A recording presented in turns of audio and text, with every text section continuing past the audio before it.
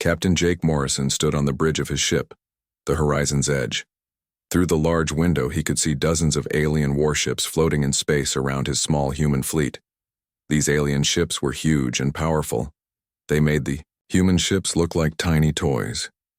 3 years ago, humans had asked to join the Galactic Council. The aliens had laughed then. Now they were laughing even louder. The alien leader spoke to all the human ships at once. His name was High Commander Zek, and he looked like a giant made of blue crystal. His voice was cold and mean. He thought humans were stupid and weak. "Little humans," Zek said, "you have been fun to watch for a while. But now you must stop this silly game. Your ships are slow and weak. They can only move in 3 dimensions like crawling bugs. Our ships can bend space and move through the 4th dimension. Your weapons cannot even scratch our shields. Give up now and we will let you live as our slaves." All across the galaxy, other alien races were watching this happen. They were all laughing at the humans. The green-skinned Vorthax soldiers were making jokes in their war rooms. The robot-like synthesis minds were sharing funny stories about how dumb humans were. Even the peaceful Etherian people who glowed with soft light were shaking their heads sadly at human foolishness. Lieutenant Amy Foster was the science officer on Morrison's ship. She looked scared as she turned to face her captain. Her hands were shaking a little as she checked her computer screens. "Sir," Amy said quietly, "our weapons really cannot hurt their ships. Their shields work in ways we do not understand. They can move through space dimensions that we cannot even see. We are in big trouble." Captain Morrison looked worried too, but there was something strange in his eyes, something like a secret. He nodded slowly and then spoke in a calm voice. "Amy, send a message back to Earth. Tell Admiral Kate Sullivan at Moonbase that it is time for Project Deep Blue." Amy's fingers moved quickly over her control panel.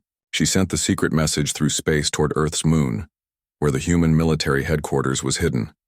The alien ships started moving closer to the human fleet. The aliens were very confident. They had destroyed hundreds of other species who tried to fight them. They thought humans would be just as easy to defeat. But the aliens did not know something very important. They did not know that humans had been working on a secret project ever since first contact with alien life. While all the galaxy thought humans could only build simple 3-dimensional spaceships, Earth's smartest people had been working in hidden laboratories on something that would shock everyone. For 3 long years, human scientists had been studying alien technology in secret. They had learned things that even the aliens did not know about their own ships. The humans had found weaknesses that no one else had discovered. Dr. Lisa Parker was one of these scientists. She worked in a secret base deep under the mountains in Colorado. For months, she had been working day and night on equations that most people could not understand. She had discovered something amazing about how space really worked. The aliens thought they were masters of the 4th dimension. They could make their ships disappear and reappear in different places. They could move faster than anything humans had ever built. But Dr. Parker had found something the aliens had missed. There were more dimensions than just 4. There were 5, 6, and even 7 dimensions. And in the 7th dimension, the rules were completely different. In the 7th dimension, you could not just move through space.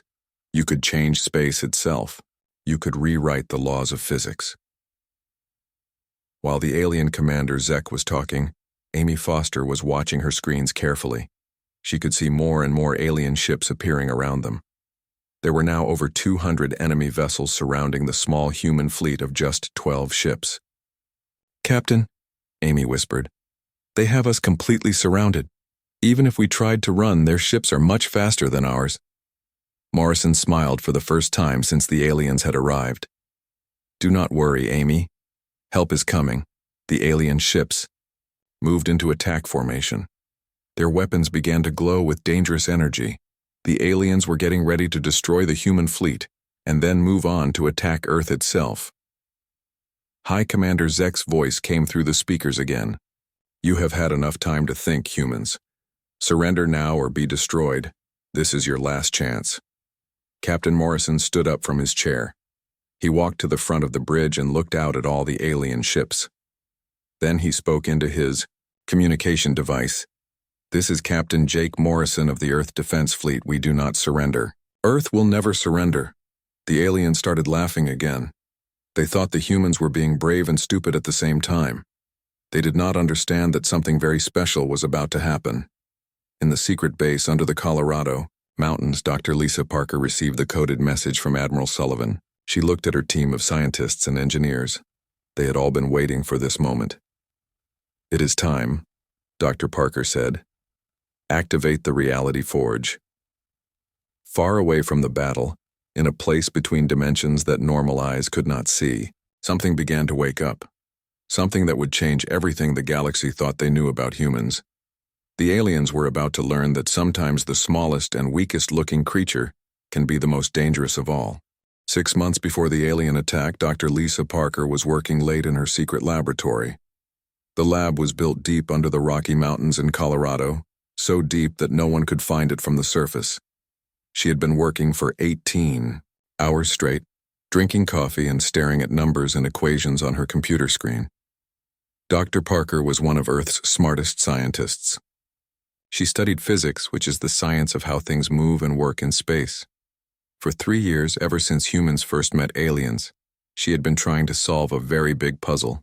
The aliens could do things that seemed impossible. Their spaceships could disappear from one place and appear in another place instantly. They could move through something called the 4th dimension, which was like a secret pathway through space that humans could not see or use. But Dr. Parker thought there might be even more secret pathways. She believed there were 5, 6, and maybe even 7 dimensions. If humans could learn to use these higher dimensions, they might become even more powerful than the aliens. That night, after months of hard work, Dr. Parker finally found the answer. She discovered the mathematical rules that controlled the 7th dimension.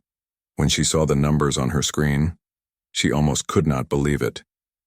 "This changes everything," she whispered to herself.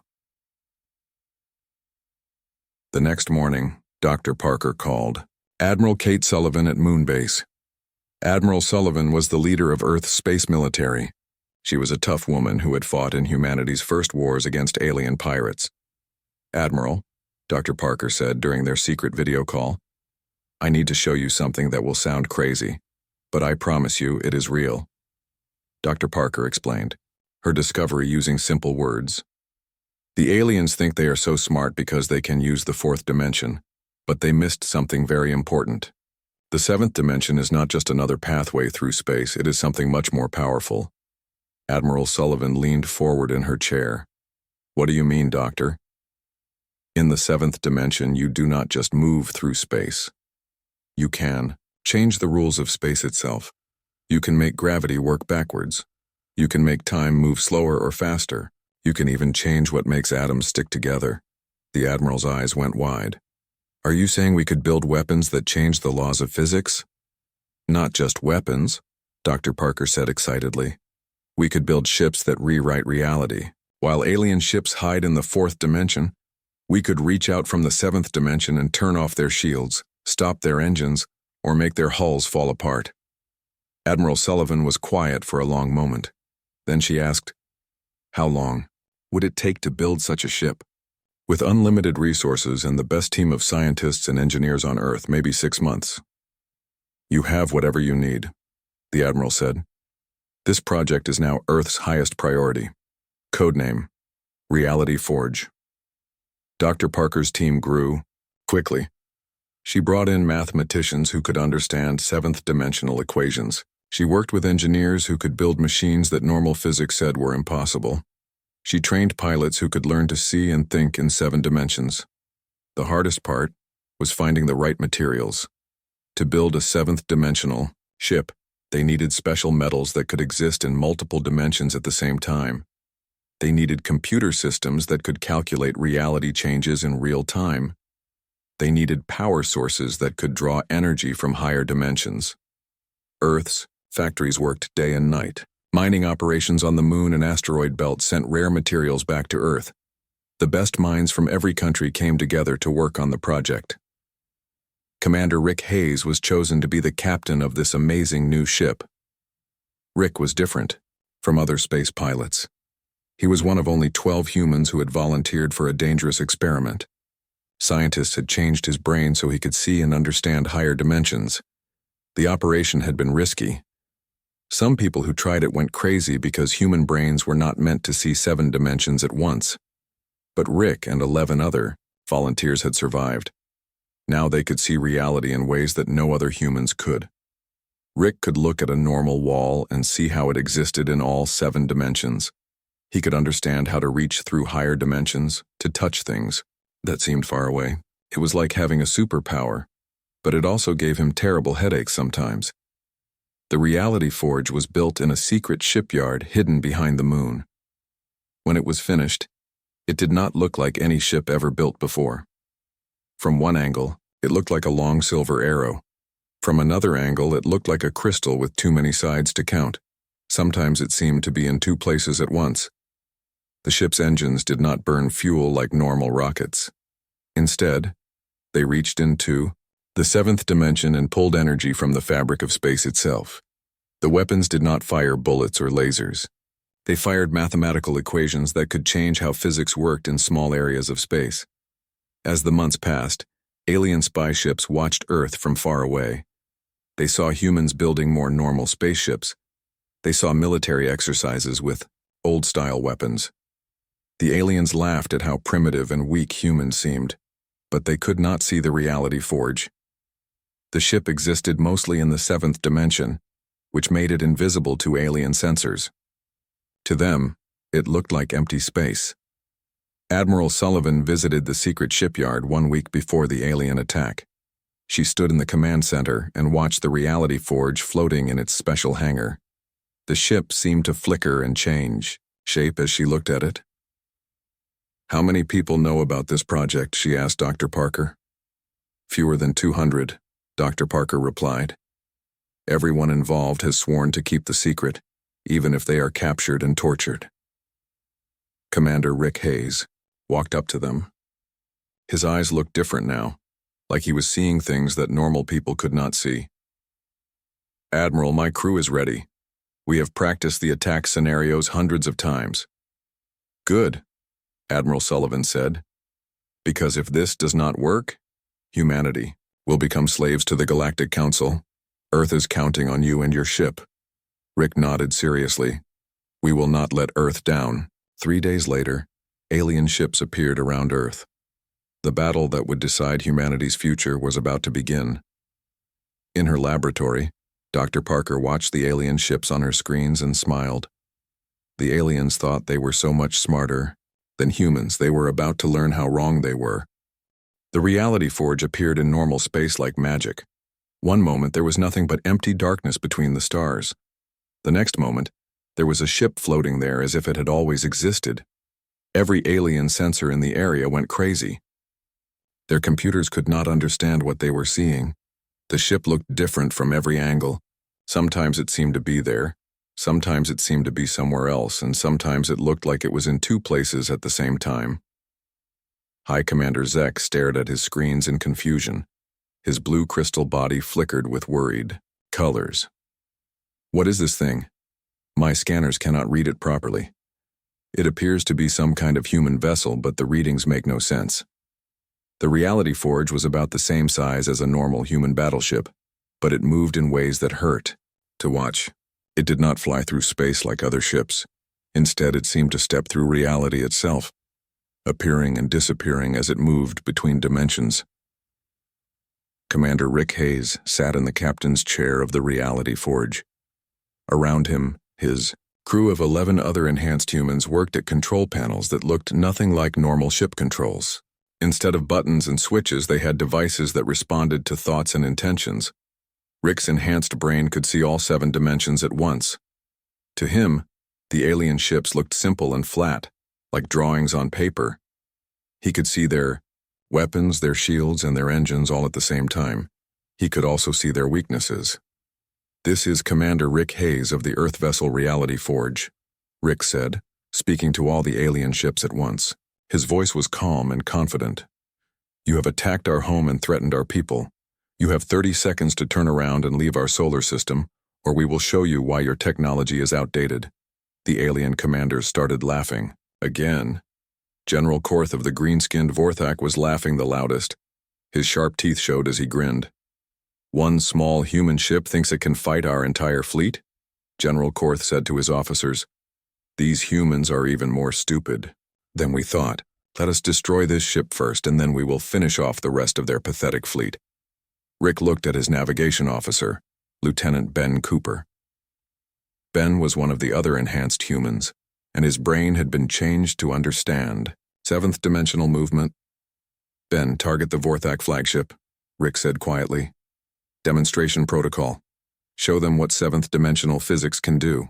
Ben's fingers moved over his strange controls. But instead of aiming guns or missiles, he was aiming mathematics. He was preparing to change the laws of physics around the enemy ship. The Vorthak flagship was huge and powerful. It was 3 miles, long and covered with thick armor. Its shields could stop nuclear weapons. Its guns could destroy entire cities. General Korth was very proud of his ship. "Fire all weapons at the human vessel," General Korth ordered his crew. "Turn it into space." Dust. Hundreds of energy blasts shot out from the Vorthak ship. The beams were so powerful they could cut through mountains. But when they hit the reality forge, something strange happened. The energy beams simply disappeared, as if they had never existed at all. Rick smiled. "Their weapons only work in 3 dimensions. They cannot even see us properly, let alone hurt us." Then Rick nodded to Ben. "Begin the demonstration." What happened next would be talked about for thousands of years across the galaxy. The reality forge did not fire back with weapons. Instead, it reached out through the 7th dimension and began to change the rules that controlled how the Vorthak flagship existed. From the outside, every alien watching could see something impossible happening to the mighty Vorthak warship. The ship began to experience physics that should not exist. First, gravity started working backwards in some parts of the ship. Alien crew members floated up to the ceiling, screaming in confusion. Then the ship's metal hull began to forget how to be solid. Parts of the ship turned into gas while other parts became liquid. The ship's powerful engines suddenly stopped working because the reality forge changed the mathematical rules that made nuclear fusion possible. Without energy, the ship's lights went out and its artificial gravity stopped working. But the worst part was what happened to the ship's weapons. The reality forge made the electromagnetic force work differently around the Vorthak guns. The weapons began to fire backwards, shooting into the ship's own hull instead of out into space. General Korth watched in horror as his mighty flagship began to fall apart. But he was not just watching his ship break. He was watching the laws of physics themselves turn against him. "This is impossible," General Korth screamed. "The laws of space and time cannot be changed. This violates everything we know about science." In less than 15 seconds, the most powerful warship in the Vorthak fleet simply stopped existing. It did not explode. It did not burn. It just quietly fell apart as its atoms forgot how to stick together. The crew did not die in the normal way. They faded away as the forces that held their bodies together were gently turned off. It was almost peaceful, except for the screaming. Every other alien ship in the area stopped moving. 200 warships that had been ready to destroy Earth just floated in space, their crews too shocked to move or speak. High Commander Zek's crystal body was flashing bright red with fear. "This cannot be real. 7th-dimensional manipulation is impossible. Our greatest scientists proved this millions of years ago." Commander Rick Hayes' voice came through the speakers again, still calm and polite. "Your scientists were wrong. They made a mistake that cost them everything. They thought dimensional mastery was about power, but it is really about understanding." Dr. Lisa Parker was watching everything from her laboratory on Earth. She could see the alien ships on her screens, and she could see how scared they were. All her years of hard work had led to this moment. "The Vorthak flagship has been neutralized," reported Lieutenant Amy Foster from Captain Morrison's ship. "The alien fleet has stopped attacking. They seem to be confused." Captain Morrison smiled. For the first time in hours, he felt hopeful. That is just the beginning. Rick is about to teach them a lesson they will never forget. The reality forge moved closer to the alien fleet. It did not fly like a normal ship. Instead, it seemed to swim through dimensions that other beings could not even see. The aliens finally understood that they were not fighting humans anymore. They were fighting something much more advanced and dangerous than anything they had ever faced before. The galaxy was about to learn a new lesson about who really controlled the universe. The silence in space was complete. 200 alien warships floated motionless around Earth, their crews too shocked to speak or move. The mighty Vorthak flagship was gone, erased from reality as if it had never existed. Every alien commander stared at their screens, trying to understand what they had just witnessed. High Commander Zek's crystal body was flashing bright red and purple, colors that meant extreme fear in his species. His voice shook as he spoke into his communication device. "This is impossible," Zek whispered. 7th-dimensional physics was proven to be mathematically impossible by our greatest minds millions of years ago. The Grand Council of Sciences declared it to be fantasy, not real science. Commander Rick Hayes of the Reality Forge answered in a calm, patient voice, like a teacher explaining something simple to a confused student. "Your Grand Council made a mistake. They thought that controlling dimensions was about having bigger guns and stronger shields. But real dimensional mastery is about understanding the mathematics of reality itself." From her position on Earth's moon, Admiral Kate Sullivan joined the conversation. Her voice was clear and strong as it reached every alien ship in the solar system.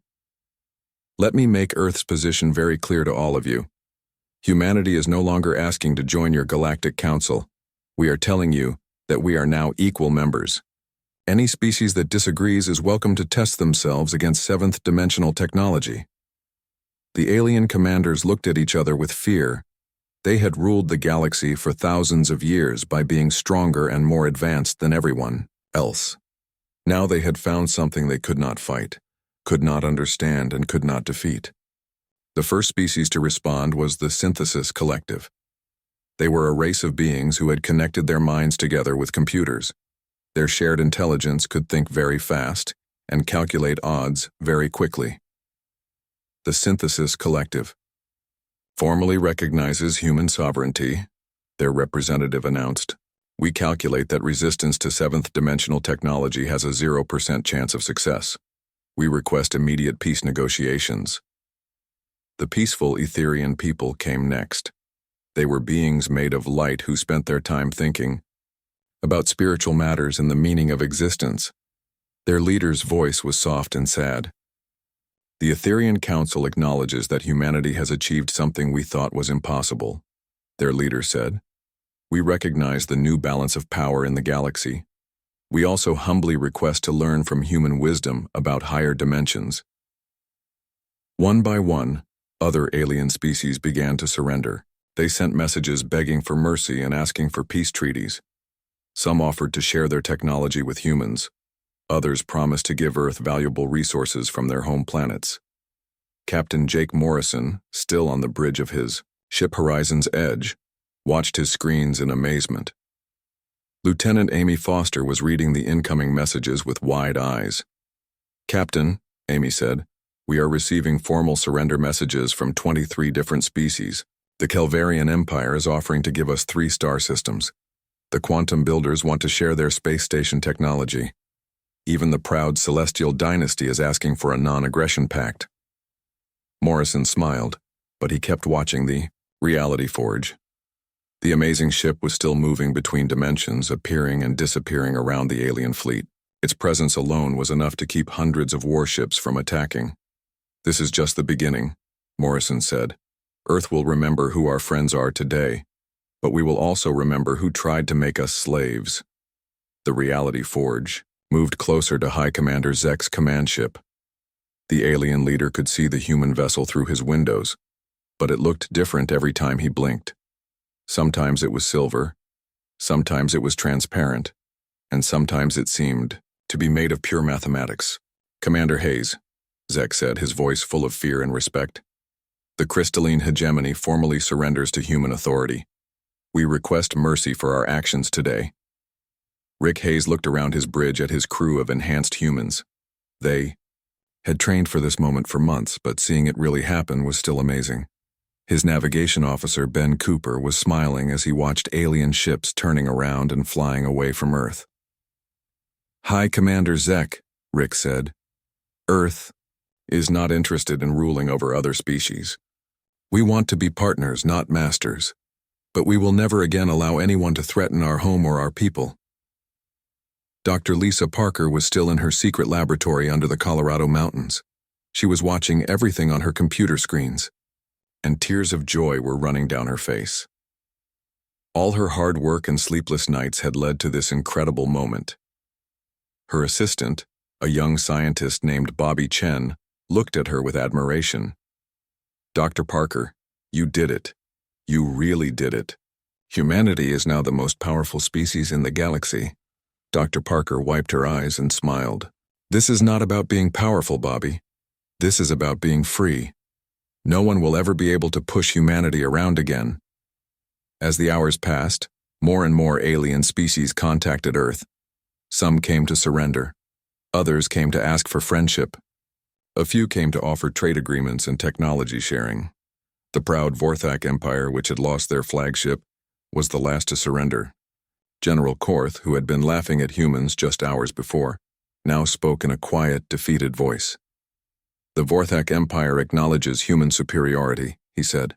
"We request permission to withdraw our remaining ships from human space." Commander Hayes was merciful. "Permission granted, General. Take your ships and go home. Remember this day, and remember that Earth prefers peace to war."